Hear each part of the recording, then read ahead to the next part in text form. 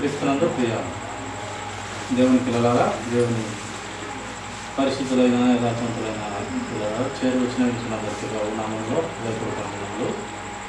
ప్రకటన గ్రంథము 2వ అధ్యాయం 10వ వచనము తీసినట్లయితే చదవగలరు. మరొక కోరి, ఇదిగో మీరు శోధించబడినట్లు అపవాది మీలో కొందరిని చెరలో వేయబోతున్నాడు. 10 దినములు శ్రమ కలుగును, మరణం వరకు నమ్మకముగా ఉండుము, నేను మీకు జీవ కిరీటం ఇస్తున్నాను. ఇదిగో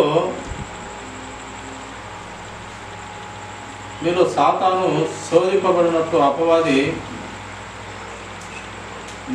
మన జీవితంలో అపవాది 10 దినాలు శ్రమ కలిగించేలా చేస్తాడు. ఈ లోక సంబంధమైన అపవాది,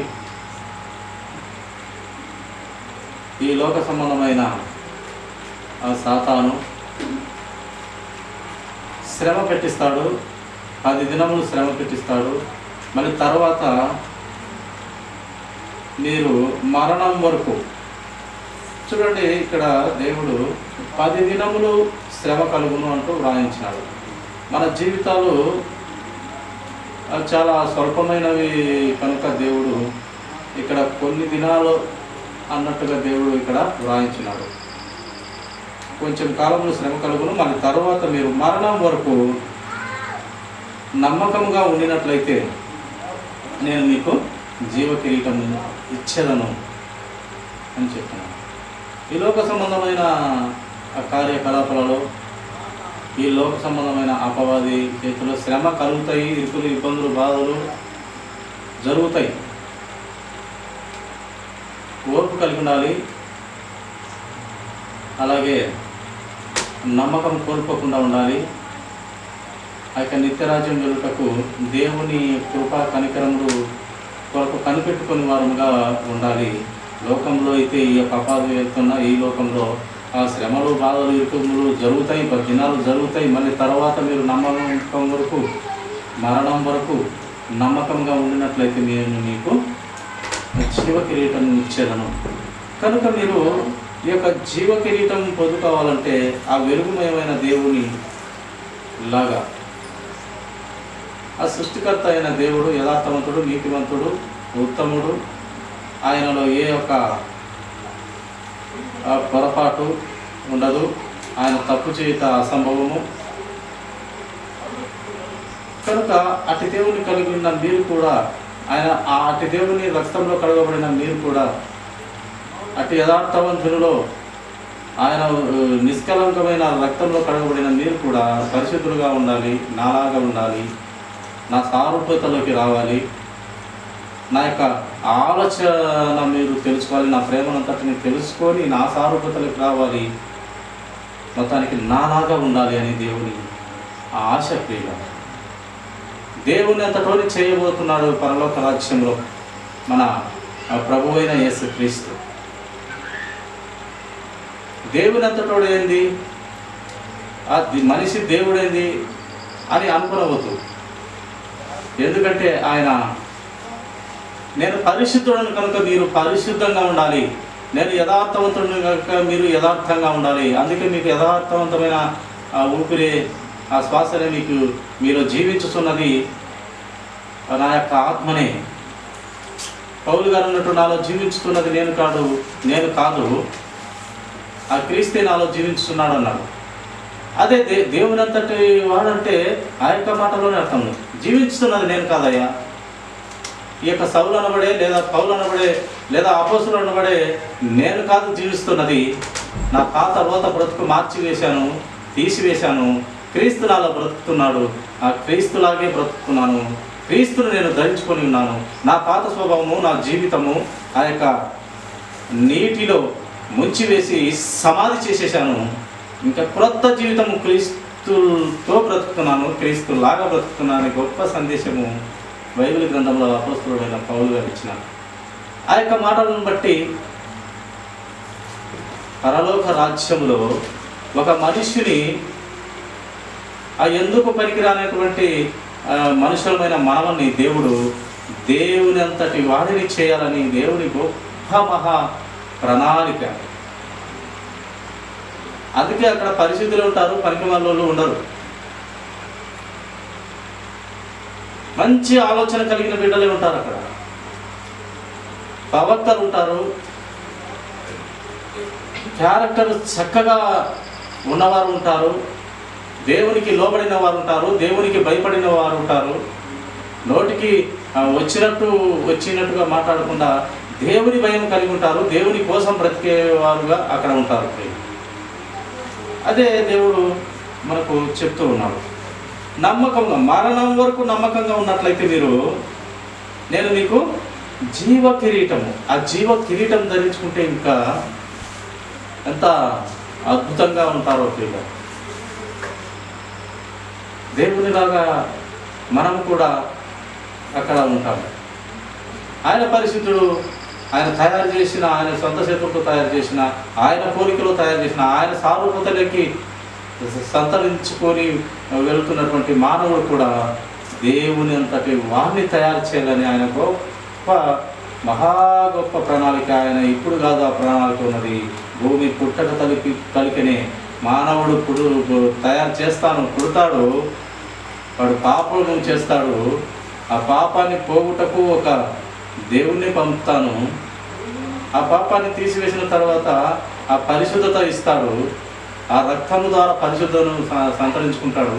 పరిశుద్ధతలో ఎలా బ్రతకాలో ఎలా బ్రతకకూడదో ఆ పరిశుద్ధ ఆత్మదేవుడే పరిచయం చేస్తాడు, లేక ఆయన భక్తులు పరిచయం చేస్తాడు, ఆయన ప్రవక్తలు పరిచయం చేస్తాడు. ఇంకా అవసరం లేదంటే దేవుడే వచ్చి నరరూపిగా ఆయన పుట్టి ఆయనే మాదిరికరమైన జీవితాన్ని పెట్టి ఆయనంతటోని, అలాగే ఆయన సారూప్యతలోకి, ఆయన రూపంలో ఉన్నటువంటి మనము ఆయనలాగా ఆయన సారూప్యతలోకి ఆయన దేవుని అంతటి వాడిని చేయాలని మనిషిని దేవుని గొప్ప ప్రణాళిక.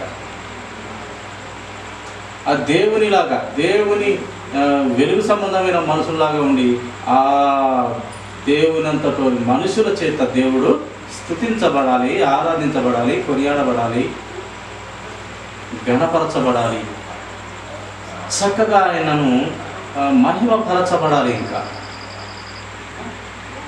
మనకు ఆ పరలోక రాజ్యంలో అన్నీ ఆయన ఇచ్చు దేవుడుగా కనపడతాడు. మనకు ఇల్లు ఇస్తాడంట, జీవ కిరీటాలు ఇస్తాడంట, జీవ జలాలు ఇస్తాడంట, ఆ యొక్క జీవవృక్ష ఫలాలు కూడా మనల్ని తిననిస్తాడంట, ఆయన పక్కలో కూర్చోబెట్టుకుంటాడంట, ఆ యొక్క వజ్ర వైడూర్యాలు ఉండే ఆ రాజ్యంలో మనం తిప్పుతాడు, ఆ వీధులలో బంగారు వీధులలో మనం తిప్పుతాడు, ఆ యొక్క వజ్ర వైడూర్యాలతో పొందుపరచబడిన ఆ నివాస స్థలంలో మనం పెడతాడు. ఆ పరిశుద్ధుడు, ఆ దేవుడు, ఆ యథార్థవంతుడు, ఆ వెలుగైన దేవుని పక్కలో మనం కూర్చోబెట్టుకుంటాడు. అవసరమైతే ఆయన కూర్చున్న సింహాసనం నా సింహాసనం నీకు ఇస్తానని చెప్పినాడు. అందుకే నేను చెప్పేది ఏంటంటే దేవుని అంతటి వాడిని చేయబోతున్నాడు మనిషిని. దేవుడు మనిషిని దేవుని అంతటి వాడిని చేయబోతున్నాడు పరలోక రాజ్యంలో. కనుక ఈ పనికిమాల లోకంలో, ఈ రంగురంగుల లోకంలో, ఈ అపవాది వెళ్తున్న లోకంలో మనము మరణం వరకు ఈ కొంచెం కాలంలో దేవునికి నమ్మకంగా బ్రతికి నమ్మకంగా ఉన్నట్లయితే ఆ రాజ్యము మన కోసం తయారు చేసినటువంటి రాజ్యము, పరిశుద్ధ పిల్లలు ఉండుటకు తయారు చేసినటువంటి రాజ్యము, ఆయన రక్తము కార్చి చిందించి ఆ రక్తంతో వెలపెట్టి కొన్నటువంటి ఆయన ఆస్తిని, ఆయన బిడ్డలను, ఆయన స్వాస్థ్యమును ఆయన వెలపెట్టలేని ఆస్తి నరులే ప్రియులారా. ఆ యొక్క ఆస్తిని తీసుకుపోయి ఎక్కడ పెట్టాలనుకుంటున్నాడు దేవుడు? పరలోక రాజ్యంలో పెట్టాలని ఆయన సంకల్పం ప్రియులారా. కనుక కొంచెంకాలమైన ఈ యొక్క భూలోకంలో నమ్మకంగా ఉండాలి, నిరీక్షణ కలిగి ఉండాలి, ఓర్పు కలిగి ఉండాలి, పట్టుదల కలిగి ఉండాలి, విశ్వాసము బలంగా కలిగి ఉండాలి. దేవుని అందరి విశ్వాసం, దేవునికి లోబడే తత్వము, దేవుని పాదాల చెంత ఆయన పరలోక మర్మములు తెలుసుకునే జ్ఞానము తెలుసుకోవాలి. ఆయన జ్ఞానము, ఆయన ప్రేమ తెలుసుకున్నట్లయితే మనకు దేవుడు అర్థమవుతాడు. కనుక ప్రియ సహోదరి సహోదరుడా, నా జీవితాలలో దేవుని భయము ఉండుట మనకు చాలా మంచిది. ఆ భయమే మనకు గ్రంథంలో రాయబడుతూ వచ్చినది. దేవుని భయము మనుషులకు ఐశ్వర్యము. చాలా విలువ కలిగినటువంటి ఆస్తి అని దేవుని మాటగా చెప్తూ ఉన్నాడు. దేవుని ఆజ్ఞలు పాటించి ఆయనకు లోబడి ఆయన ఆజ్ఞ ప్రకారం మనం నడిచినట్లయితే నిర్గమకాండంలో వ్రాయబడి ఉన్నది, పేదలనే వారు ఉండరు అని దేవుని వాక్యం రాయబడుతూ వచ్చింది. ఎప్పుడు పేదలుగా ఉండరంట? దేవుని వాక్య ప్రకారము ఆయన నోటి మాట ప్రకారము నడుచుకున్నప్పుడు పేదలు ఉండరు అని దేవుని మాటలు మనకు తెలియబడుతూ వస్తున్నాయి. అంత ఆత్మీయ సంబంధమైన ఆనందము, ఆత్మీయ సంబంధమైన ధనంతో నింపబడి, అట్టి ఆలోచనతో నింపబడి, ఎప్పుడు ఈ యొక్క లోక సంబంధమైన ఆశలు కలలో ఉండక దేవుని సంబంధమైన ఆలోచనలు కలిగి ఉండి దేవుని వెతుకులాటలో ఉండడమే మనకు గొప్ప ఐశ్వర్యము, సంతోషము, ఆనందము అన్నీ దేవుని రాజ్యం వెతుకుట, ఆయన నీతిని వెతుకుట. ఎబ్రీలో చూడండి, ఎబ్రీలోకి రాసినటువంటి పత్రిక 3వ అధ్యాయము 6వ వచనము. ఎబ్రీలోకి రాసినటువంటి పత్రిక 3:6 చదువు.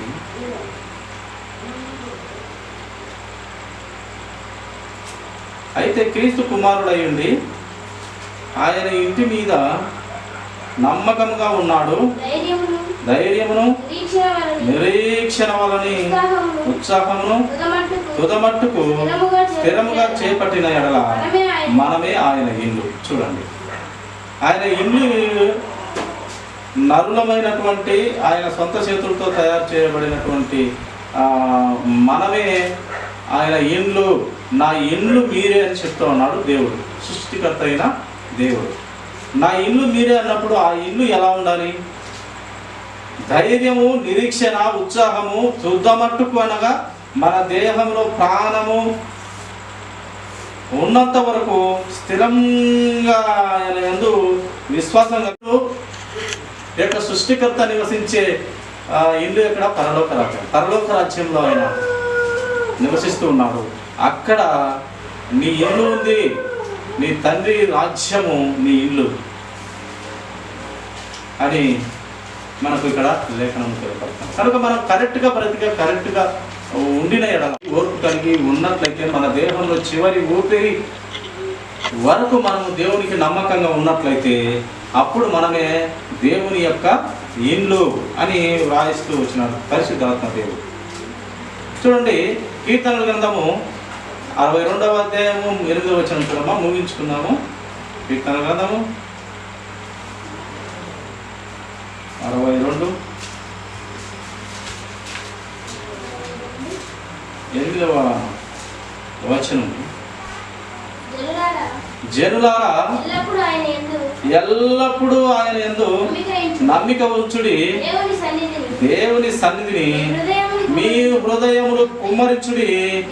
దేవుడు మనకు ఆశ్రయము, దేవుడు మనకు నివాస స్థలము, ఆయనే మనకు నిజమైన ఇల్లు, నిజమైన ఆస్తి. మనమే ఆయన ఆస్తి, ఆయనే మన నమ్మకమైన దేవుడు. కనుక జనులరా ఎల్లప్పుడూ ఆయన యందు నమ్మిక ఉంచుడి, ఆయన సన్నిధి మీ హృదయములో కుమ్మరించుడి. ఆయన సన్నిధిలో మన హృదయంలో కుమ్మరించాలి. దేవుడు మనకు ఆశ్రయ దుర్గము, ఆశ్రయము. హన్న ఆ మందిరంలో ఆమె బాధను ఆ హృదయంలో నుంచి కుమ్మరిస్తూ ఉంది. అక్కడ ఉన్నటువంటి ఆ యాజకుడు ఆమె పెదాలు చూసి ఏందో కొనుక్కుంటా ఉంది, ఏమన్నా మత్తురాలై ఉందా అని అనుకున్న సమయంలో ఆమెను పిలిచి మాట్లాడగా, నేను గొనుక్కోవట్లేదు, మత్తుగా లేనయ్యా. నా హృదయంలోని బాధను, నా యొక్క హృదయంలోని ఆంతర్యం బాధను నా ప్రభువుకి కుమ్మరిస్తున్నాడు, ఆయన సన్నిధిలో కుమ్మరిస్తున్నాను. నాకు ఒక మగ పిల్లవాని ఇచ్చినట్లయితే ఆ పిల్లవాని ఆయన కోసం తెస్తాను, ఆయన చిత్తంలో పెరుగుతాడు, ఆయన ఈ మందిరంలోనే, ఆయన మందిరంలోనే పెరుగుతాడు. పాలు మరచిన వెంటనే, పాలు మరచిన మరుసటి రోజే ఆయన సన్నిధికి అప్పచెప్తాను ఆయన ఇచ్చిన బిడ్డను ఆయన కోసమే పెంచేలా, ఆయన సన్నిధిలో ఉండేలా ఆయన కోసమే విడుస్తాను అని కుమ్మరిస్తూ ఉంది, ప్రార్థన చేస్తూ ఉంది, పెదాలు కదిలిస్తుంది, ఆత్మలో కుమ్మరిస్తే ఏడుస్తూ దేవునికి బాధ చెప్పుకున్నది. ఆ మొర విన్నాడు దేవుడు. కనుక ఆ యొక్క నమ్మికము ఉంచాలి ఎల్లప్పుడూ. ప్రతి మనిషి, ప్రతి జనులు, ఆయన బిడ్డలు, ఆయన కుమార్తెలు, ఆయన కుమారులు ఎల్లప్పుడూ నమ్మిక ఇచ్చి ఆయన సన్నిధి మన హృదయం నుండి కుమ్మరించే వారిగా, మన బాధలు, ఇరుకులు, ఇబ్బందులు ప్రభువుకు చెప్పుకునే వారిగా, ఒక స్నేహితునికి చెప్పుకుంటారు. ఏ సమస్య వచ్చినా, బాధలు, ఇరుకులు, ఇబ్బందులు వచ్చినా చెప్పుకుంటారు. అట్లా మన స్నేహితునిగా భావించి మనం దేవునికి, ఒక తండ్రిగా భావించి మనం దేవునికి, ఒక సహోదరుడిగా, ఒక అక్క చెల్లిగా భావించి మన బాధలు, ఇరుకులు, ఇబ్బందులు ఎవరికి చెప్పాలి? సృష్టికర్త అయిన ఆయన సొంత చేతులతో తయారు చేసిన నరులమైన మనము ఆ దేవునికే చెప్పుకుంటే, ఆ సృష్టికర్తకే చెప్పుకుంటే, ఆ నీతివంతుడు, యథార్థవంతుడు, ఉత్తమునికే చెప్పుకుంటే, దేవుడు ఒకానొక సమయము నిన్ను హెచ్చిస్తాడు. అలాగే నిన్ను ఏ సమయంలో, ఏ యొక్క సమయంలో హెచ్చించబడాలో నీవు ఆయన ఎరిగిన దేవుడు కనుక ఆ సమయంలో నిన్ను హెచ్చింపచేస్తాడు. నీవు ఎంత తగ్గించబడే మనస్తత్వం నీలో ఉంటుందో దేవుడు ఒకానొక సమయం నిన్ను హెచ్చిస్తూ వస్తాడు. ప్రభు పనిలో వాడుకుంటాడు. ప్రభు కోసం మనం బ్రతికినట్లయితే ఆయన మనకు సమస్తమును అన్నీ ఇస్తాడు. అన్నీ ఇచ్చుచు ఆయన ఇరుకులు, బాధలు, శ్రమలు, ఇబ్బందులు అన్నీ కూడా పెడతాడు. సమబాలలో ఇస్తాడు. నీవు ఇది తట్టుకుంటేనే నీవు ఏదైనా జయించగలవు. దేవుని వాక్యం చేత నీవు ఏదైనా సాధించగలవనే నమ్మకం నీకు, నాకు, అందరికీ రావాలంటే పలు విధములైన బాధలు, ఇరుకులు, ఇబ్బందులు, శ్రమలు ఇవన్నీ ఎదుర్కోవాలి. ఎదుర్కొన్న నాడు నీవు ఎంత కష్టం వచ్చినా ఎదుర్కొంటే ఇంకా నీకు తిరుగులేదు. కష్టాన్ని ఎదుర్కొన్నవాడు సుఖాన్ని ఇస్తే ఇంకేముంది? ఎప్పుడు కష్టంలో ఎదుర్కొని వచ్చినవాడు నీకు అదే కష్టం నీకు ఎప్పుడు పెట్టడు. ఒక పిల్లవానికి తగిన బరువు మాత్రమే ఒక తండ్రి ఎత్తాడు.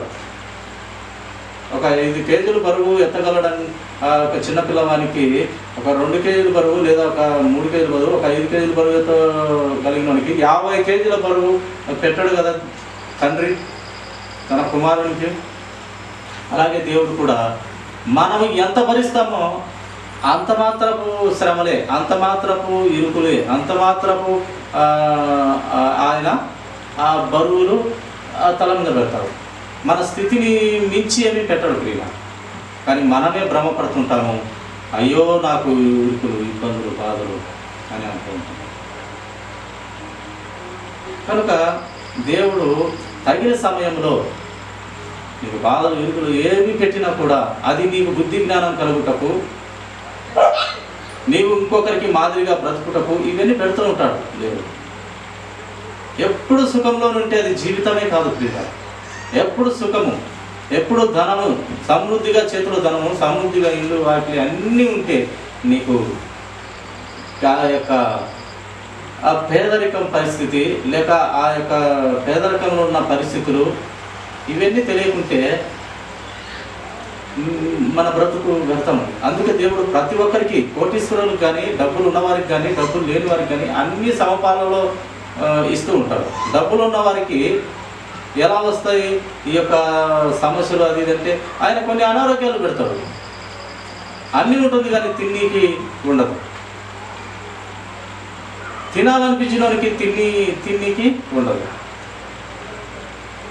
అన్నిటిలో నిన్ను ఒక వత్సరము ఫస్ట్ ఒక బొగ్గుగా ఉంటుంది. అది ఎన్నో శ్రమలు, ఎన్నో సంవత్సరాలు ఆ యొక్క బొగ్గుగా ఉన్నటువంటి, ముందుగా ఉన్నటువంటి ఆ బొగ్గుగా ఉన్నటువంటి ఆ యొక్క వజ్రము చాలా సంవత్సరాలకు విపరీతమైన వేడిని తట్టుకోవాలని దేవుడు ఆశ కలిగి ఉన్నాడు. ఈ కొద్ది వాక్యము దేవుడు దీవించుగాక. తల నుంచినట్లయితే చిన్న ప్రార్థన.